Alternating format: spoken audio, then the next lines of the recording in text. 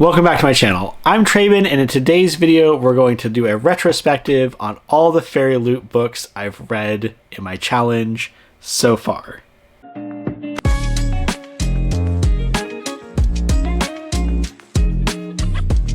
It's early February and I am still trying to work through my backlog of Fairy Loot books. So far I've gotten through 7 of 10 that were in my backlog. When we did the video for my TBR back in December, or maybe posted early January, we had 8 of the 10. So I'm actually on the last one that we organized based off of the very first line of the book. But then, since then, I've gotten a couple others. I'm sure one is going to arrive tomorrow or the next day, as tends to be the case when I start talking about these books. And I realized probably should have been vlogging this, but I instead am just going to talk about the books so far. And this will cover more or less everything I read in the last month or so, minus like the graphic novels and comics and things. So it also serves as kind of a wrap up of January and early February. So how I want to handle this is I'm going to talk about the books not in my reading order, but in order of ones I like the least to ones I like the most. And the reason why I want to do that is because I really want to discuss what I think makes the YA romantasy books work for me or not work for me. We're going to kind of explore it as we go and kind of figure it out. But my initial assumption is going to be that it's largely atmosphere and vibes. But there are definitely some tropes that are cropping up in multiple books that are getting more and more grating the more of these books I read. So I'm not going to say that romantasy is necessarily the problem, because I love Emily Wilde, but I do think that poorly written romance, especially in with the degradation of the fantasy part of your book, is a problem. And I think what saves a lot of these books and what propels some over others is the world building, because even in the ones I really enjoy, I think they're falling under a lot of the same tropes and the same writing cliches that we see in the others. It's just I like the world a little bit more. That's my hypothesis. That's my initial thought. And as we go along and explore, maybe we'll come up with something a little bit more concrete than that. So without further ado, let's talk about the first book, my lowest rated of the Fairy Loot books so far. And that is going to be The Temptation of Magic, which I felt like failed both in the fantasy and the romance bits. This is a world where we have Imperials who are ostensibly the strongest, most badass monster hunter creatures in the entire world. They can change their body to be the apex predator of whatever they're facing down, and are the number one threat to this girl who is also an Imperial. But she's a secret Imperial. She doesn't want other people to know that she's that, because if she reveals it, then this secret society is going to grab her up and force her, brainwash her to be their soldier, essentially. And yeah, so much of the actual interest I had going into this book was subsumed by this very weak world building, in which the Imperials are at once the strongest, most kick-ass fighters, but also terrible at it. They're supposed to become the predator of whatever they're hunting, but they also have to wait until the thing they're hunting kills someone, because then they let out a death scent, and that death scent is what allows the Imperial to fully transform and kill them. I guess it's ridiculous. And a lot of the fights in here are just like them standing around being like, man, it sure would be really useful if you just like murdered someone. And the thing they're fighting being like, haha, like I have a monochrome of intelligence and have ways to manipulate people without killing them, and there's nothing you can do about it. And it's just like, what are we doing? The what I thought this was going to be, because this was kind of our dark academia book that was like the theme for the month, was I thought the mystery of her mother and this idea of like these concepts being hidden in artwork was going to be more fleshed out than it was and be more interesting. But even that had this layer of just like unnecessary world building, where like if you put a certain monster's chemicals, like I think they were out of the ocean, you put their chemical onto a painting, onto a canvas, then it reveals a different image, and that's supposed to like clue her into something that her mother found. But it's one of these mysteries that, because of these extra layers of magic and like your complete inability to understand how it works, is like obfuscated from you. It's cut off. I had the same criticism of the Threads That Bind, where like the mystery and the detective work that was going on there was reliant on magic and understandings of the world that you as a reader didn't have. So it was just more frustrating and like sitting around waiting for people to figure out what's going on than it was like, you being able to be part of the mystery and like, figure it out or do anything with it. And also, like, I think when it came down to it, it was like a book cipher, and she's like, oh, like I thought of all these books, and it's like the most important book to her because her mother left it behind. It's just like, of course it was. Like, how was that not your first thought? And also, like, the monster was like, oh no, you're lying to me, like there's no way. It's just like, you're lying to me that it's this cipher. Like, stop wasting time. If you are someone who is tracking or like trying to outwit someone who is coding messages, how can you not have like the basics of how things are coded? Because like book ciphers are basic. That's like a common thing. On so many levels, just not working for me. The romance didn't work for me. It's one of these like, he's a dire threat to her. He is going to find her out and like bring her in, and she's gonna get brainwashed or killed.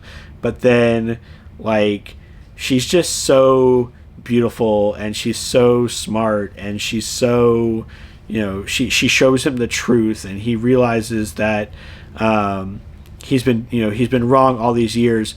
And it's a real problem. It's a real problem because of how old he is depicted as being. Like, he is old enough that I think like written word or history was not around when he like was born, and he was moving through all these different realms. And there was an in-universe thing where they could have maybe put a little more stress on it and explained how that made him seem younger, but like, he's way too stupid for being that old. And he's getting the hots for someone who is like a baby to him, and it's just weird. It has that weird like too old, too young thing. And like I said, they had a built-in kind of explanation or excuse that they could have used, in that as part of his like programming to be this soldier, he is taught not to like dwell on the past or think about the future, but only live in the now, because the past gives you like things that you can hold on to, and you don't want that for a soldier, and the future gives you like concerns and worries that they don't want him thinking about, so like he's programmed to just think in the now. But like, he definitely dips into his knowledge and his understanding, and he knows about his own history, so it doesn't work. And so yeah, just nothing about this was hitting for me at all. Got 2 stars. I think lowest rating of the year so far. Just above that, had a 3-star, but like barely, was the most recent read that I did, which is Dagger and Flame. And I'm wondering if I read this at a different point in the continuum of these YA books, if this would have scored differently. But I feel like this is one where the world building had potential, and they kind of squandered it in a number of ways. But this also had this really weird thing, and the romance does not work for me. The romance does not work for me, but it also had this weird thing where there were 3 reveals at the end of this book that were things I didn't see coming, but also things I didn't care about or felt relevant. And like they should have, and I'm not sure why they didn't work. Like one of them deals with the like parentage of one of the main characters, like who is, you know, who one of her parents really was. And like that feels like it should have more weight.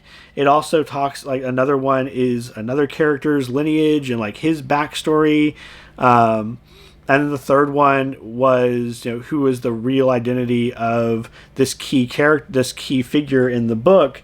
And like all of those sound like they should be weighty and matter and be important, but because of the way the narrative is structured, they're just not. Like, and the one was weird because she talks about early on in the book how she's like, why did they attack my mom now?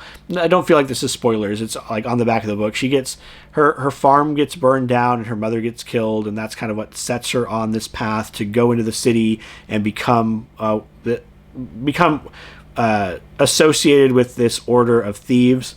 So the beginning of the book, she's like, why did they attack my mom now? And like, why was there a fire? And then later she's like, oh yeah, this is the entire reason. Here's like 4 paragraphs detailing exactly why this happened. Felt like the revelation was something that was a revelation for her as well as for the reader, but like also she was nonplussed about it. It was weird. It's hard to articulate exactly why this didn't work, but it was so strange reading 3 like out of nowhere, like truly surprising, like I had no idea that was happening plot twists, and also every single time being like, I had no idea this was happening, and also I don't care.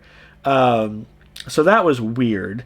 I also felt like the romance was really bad because of the insta-love trope, and I feel like this is like the one thing that if I could, I don't know, like the one thing I wish would change in a lot of these books is the initial meeting, like them talking about how hot they are, because at the start of this book, or the meeting of these two, you could probably surmise with her knife to his face, they're not friends. It's not pleasant. So she is part of the Cloaks and he is part of the Daggers, these 2 rival factions within the city that have a tenuous truce. Like the Cloaks are not supposed to murder and the Daggers aren't supposed to steal. So they have kind of a thing going on.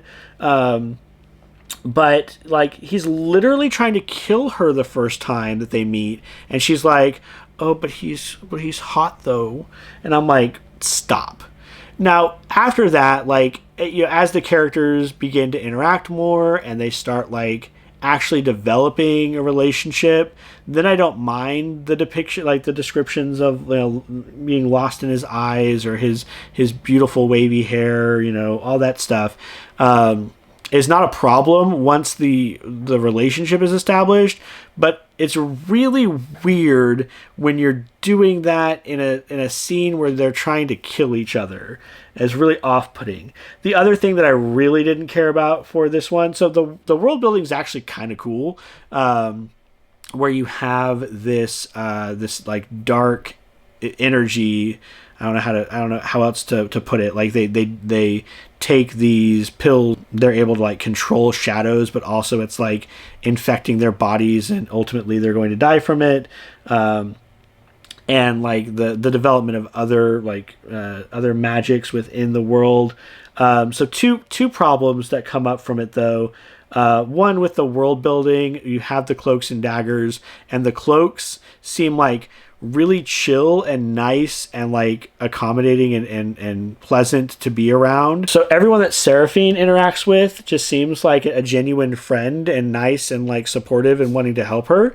And everybody that Ransom is a friend is associated with in the Daggers, like is outwardly hostile toward him, and like I have no doubt would try to murder him if he at all stepped out of line. And it was just super weird to have like these two factions that are ostensibly both like criminal organizations, and one's like fluffy and nice and light and like, oh yeah, we steal stuff, but like only what your conscience can carry, like don't worry about it too much. And also and then this faction's like, yeah, we murder and like we like it, and like killing people is super cool. And also we would certainly turn on you and kill you if you did anything that we didn't like. And it was just weird to have the factions be like that separated.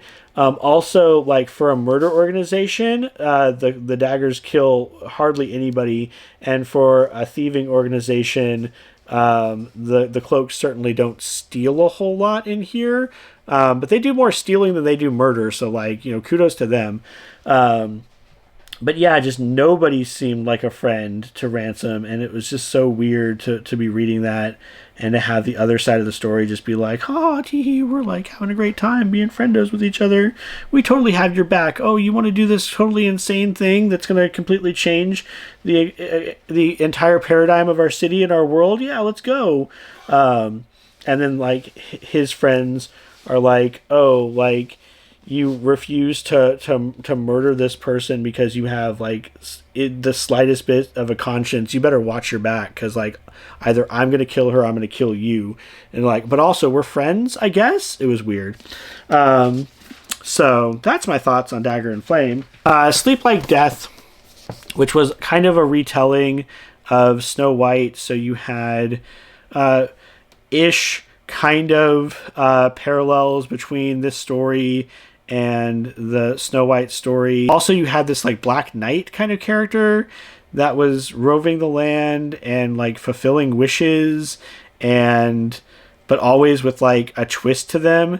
And that ended up being like, who that ends up being is kind of a spoiler, but I'm sure if you think about fairy tales for like, a couple of minutes, you would come up with the most likely idea of who would be going around granting wishes and like twisting them somewhat. So the thing about this one is world building was super cool. The plot was mostly forgettable. It was fine, but I remember finishing the book, and at the very end of the book, you meet these these elderly traveling ladies who are like the bookkeepers. They're like the storytellers of this world, and they're going around gathering stories. And they're like, yeah, we know that it's gonna change a little bit, and like the things you hear from elsewhere are not really what happened. They all like, we have to change them a little bit. We have to keep the core of the story the same, because there is like a darkness bigger than anything you faced in this book, and someone is going to need to have these stories in order to challenge that darkness. And that was the coolest thing. And it was like two old ladies at the end of your book. What was all this? What was all this other stuff you did? I also kind of have an issue with how things kind of shake out at a couple of points here. There's a lot of the villain just kind of like standing around and letting the hero get away with things, even though like they know where they are. There is some like character death that I don't think is given the weight that it probably should have. Granted, like, she's in mortal peril through most of the book, so like it also is understandable that she's not slowing down and being like, I can't believe that happened. I feel like the final showdown was fine. The final reveal was not shocking necessarily, but the twist they put on the fairy tales here was interesting. And I love me a fairy tale retelling. Again, very little to do with Snow White, in all honesty. Like her ability is completely different. Her backstory is different. There are elements though that are in there. There is a magic mirror, kind of. There is a scene with an older lady and a poison apple, kind of. So I don't know. One that I'd probably recommend if you enjoy like those fairy tale retellings, if you like the Forest Grimm, or if you liked the Lunar Chronicles, and not just for the sci-fi aspect of it, but you liked it because it was a reimagining of those stories and of those characters, then you'd probably get a kick out of this. And it's on the shorter side for these Fairy Loot books, so its brevity was also a plus, I feel. But again, like, to end on that banger of an ending with these characters that were just so much more interesting than anything that happened in the book was a little frustrating. I think this might have been slightly out of order because I'm pretty sure that I would have put Fragile Enchantment under Sleep Like Death, but you know, it's also a 3-star, so we'll call it as it is.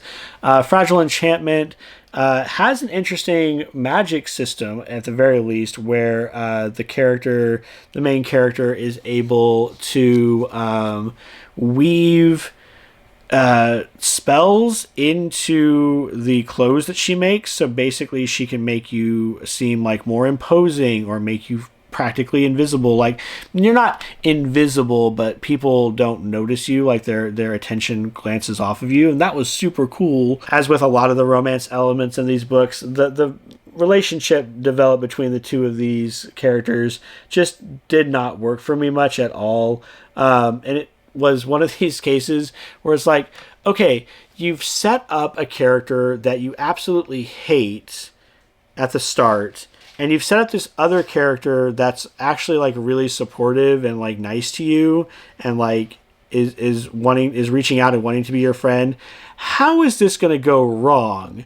And two things happen. One, he's gay, and two, there's another thing that occurs later on that is not like a game changer, or like a deal breaker, I would say, but definitely like casts him in a negative light, I guess. But also, like, this guy was a complete ass to her at the start, so like, I don't know, 6 of one, half a dozen of the other. At the very least, I will say that the conflict explored in this book has more nuance in it than several of the other books I've read. It's not just like, a great evil washing across the land or something like that. There is a bit of like political intrigue in here, and characters who ride the line between being like scary, despotic, and also like you're trying to identify with them, and it kind of runs the gamut between the two in a way that I feel like is more believable, pushing people who are desperate or find themselves in desperate situations, trying to get out of it through desperate means. And that at least was interesting. Not the primary thrust of the book, which is much more the relationship is, I think, a lot more of a center point in this one, which was also kind of nice, that it was able to develop more over the course of the book, which it really needed, because again, at the start they really did not like each other. I don't know. It was fine. It's one of these books that I think in a year from now I'm not going to remember anything about. But it was harmless, and it was, like I said, I enjoyed the idea of magic woven into clothes, and the nuance of the court intrigue that was there. Definitely not the best of either of those elements that I've seen before, but passable in both. And so, yeah, 3 stars. A 3-star read with The Darkness Within Us. I think this would probably be my highest of the 3-star reads, but was one of the first ones I read for the challenge. In fact, I think this was the first one I read for the challenge. And it starts off with a death, because the main character is married to an elderly gentleman, and she's just waiting around for him to die. And when that doesn't happen, she takes matters into her own hands, and then she girl bosses it up for a good bit of, a bit of the beginning, which I was really like, where is this going to go? Because she's just like living her best life and like, doing all this stuff, like changing the castle. She has all these fun. She has all this power. And yeah, that was fun for a while. And then the love interest comes in and claims to be a descendant of the deceased husband, and therefore the rightful owner of the estate, and he's trying to push her out. This is kind of a Beauty and the Beast retelling, in the sense that the male lead is a beast and the female lead is a woman, I guess. There's not much there's no set piece you can look at that would say like this is a Beauty and the Beast reference, or if we're looking at like the Disney film, for example, which we'll find in a lot of other fairy tale retellings, but I will say I think the relationship for me in this one mostly works once everything is revealed throughout the book. I think that what's odd about this is you can tell that it's an offshoot of another book, because there's another couple that like the Dark King, or the King of Shadows, and his wife, and you can just tell that they come from another story, and they're sisters. The girls in both those relationships are sisters. It does a lot with their relationship as well, and makes it to where it's complicated and they're trying, and I appreciated that quite a bit. I liked it. I thought it was okay. Like I said, it's probably on the higher end of the 3 range, and this would be one that I'd recommend more broadly, that if you want a Beauty and the Beast retelling with a romance, I think that it was good. I liked it. This is the lower of the 2 4-star reads, and probably would have been a 5-star read if it hadn't been for the last 2 chapters of Heir. So this is a book that I think is, in its scope, doing a lot more heavy lifting than any other book that we've looked at so far. There are multiple factions across this entire world. The geopolitical relationship that all of them share serves as a center point to the narrative, in that there is this there's this society, there's this culture that has been oppressed for a very long time. Their people are starving, and now they have access to technology, and they're going to take it and move against the other factions. It also has a very interesting framework, in that it has 3 different perspective characters, and you eventually learn that not all the perspectives are happening at the same time, that you're seeing one person's story across 2 different time periods and across 2 different relationships, which I thought was very interesting. I also really appreciated the world building with the the religious side of the world building, with this caged god and this devotee that releases them, and is it really the god? Is it really a demon? What's going on?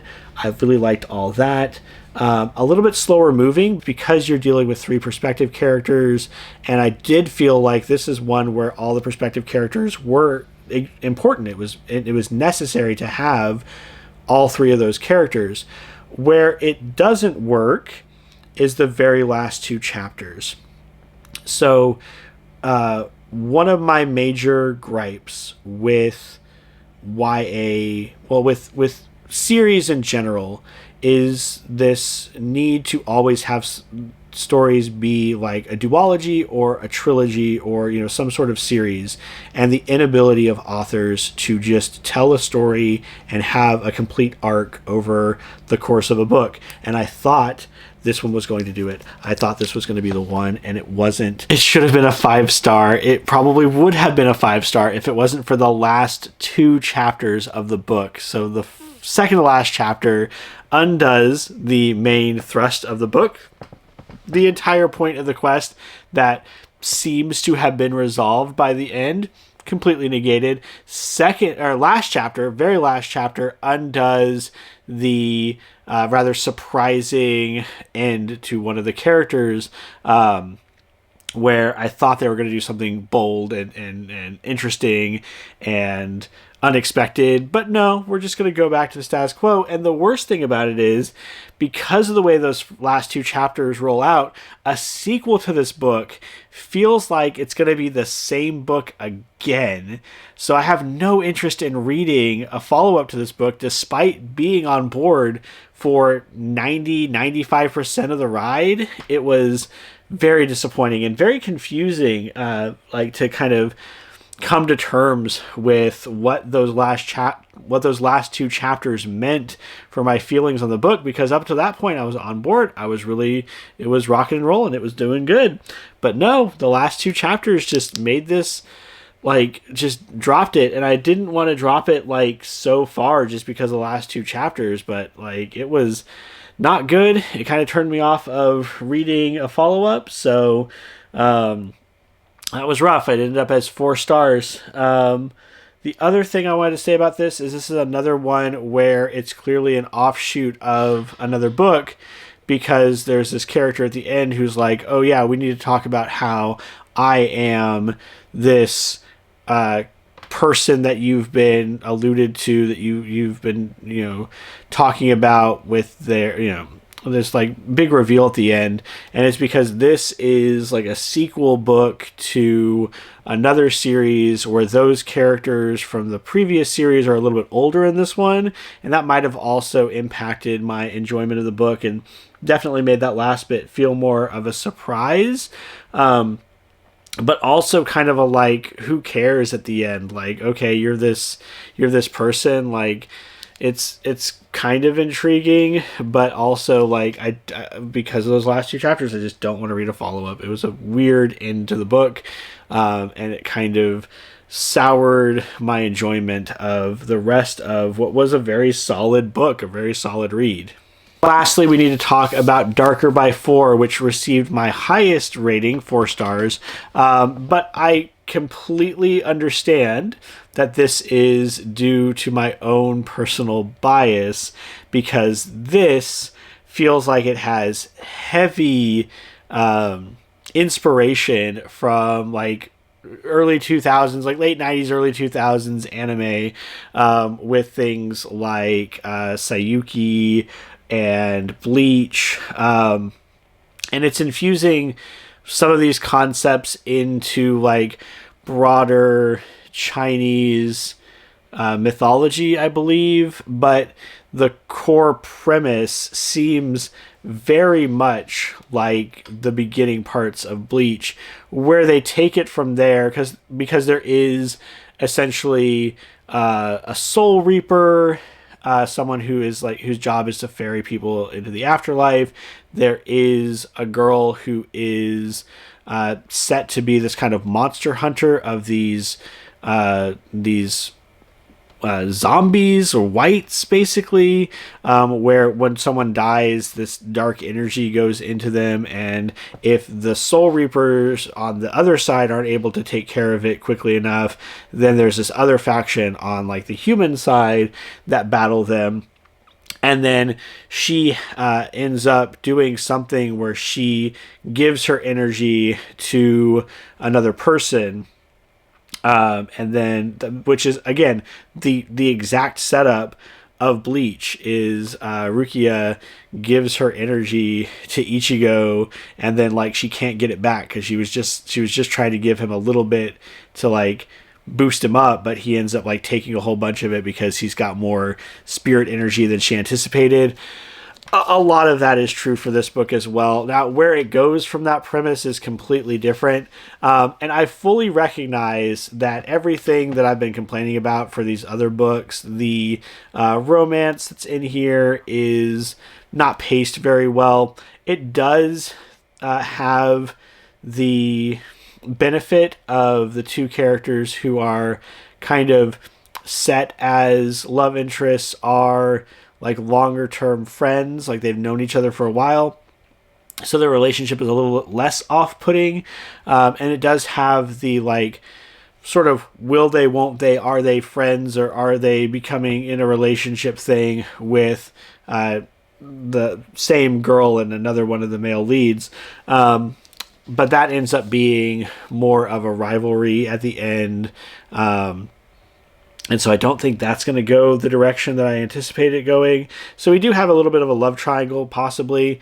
And I wholly admit that the writing for that is no more elevated than any of these other titles, but it because of the like set dressing, because of the urban fantasy and this fusion of Asian mythology with like this magic system that I thought was at least interesting enough to was good enough to hold my interest, and characters that I generally enjoyed.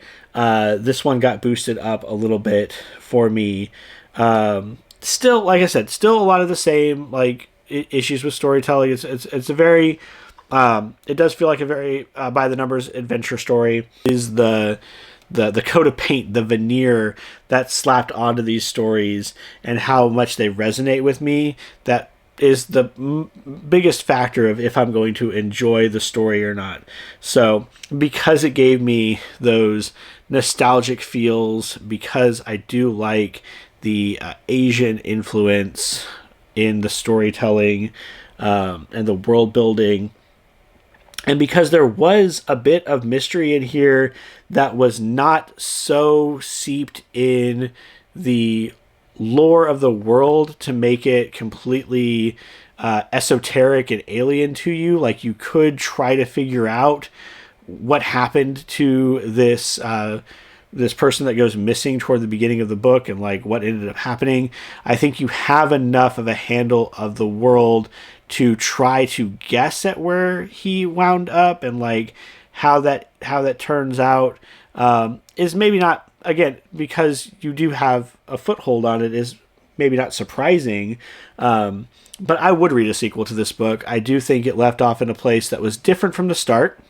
We had resolved some of the issues that we started with. We had found what ended up happening to the character that disappeared, and we did leave several of our characters in kind of mid-peril, which I do take a little bit of issue with. I do wish that more books were like Dresden Files, where it tells a complete story and things get resolved, but then there's a wider narrative going on.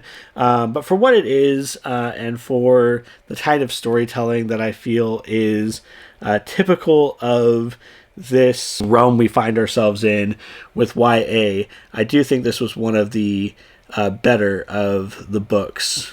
And I just realized that there's like, I don't think I noticed that there were people there. That's fun.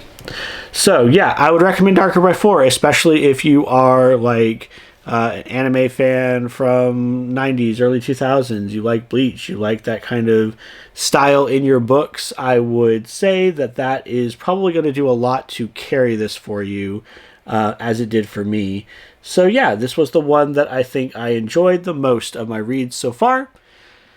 Brings me to my current read, which is The Girl with No Reflection, which I've read all of 2 paragraphs of, so I can't really comment on it. I do feel like it's going to have that same like Asian influence that's going to bump up my rating. I talk about this frequently when I'm talking about comic books, and I think it applies to certain aesthetics as well within fiction, that if something is a Miss Marvel story or something is like Super Sentai influenced, then my viewing of it and my rating of it's probably going to bump up a star point higher than it would otherwise. Ultraman is another one that I've talked about before. Like, I recognize the Ultraman manga is not the strongest. There's very little dialogue. Not a lot happens in a single volume, but it's Ultraman, and so I just find that cool. The same is true for Darker by 4. I recognize that it's doing a lot of the same things that I complained about with all these other books, and I don't care. It is fun. I liked the world building. I liked the story. And because so many of these are kind of your, I'm not going to say like stock adventure stories, but it does seem to follow a similar trajectory. We have the dual trajectory narrative where we have the main plot and the main hook, and then also we have to get together with our love interest. They start to feel a little samey, and so it is that world building that is going to determine a lot of my enjoyment of the book itself. And I also feel like how the romance is handled is also going to determine my view on it, because again, the romantasy pull is so strong within the YA space right now, that how deftly you can write a believable romance, or at the very least an entertaining romance for me, is going to determine whether or not I like the book. So I hope you enjoyed this look at all the Fairy Loot books I've been reading lately. I hope your reading journey is going well, as always. Don't forget to like, comment, and subscribe so we can grow this corner of our BookTube community. And until the next one, take care. So it's just like, ow.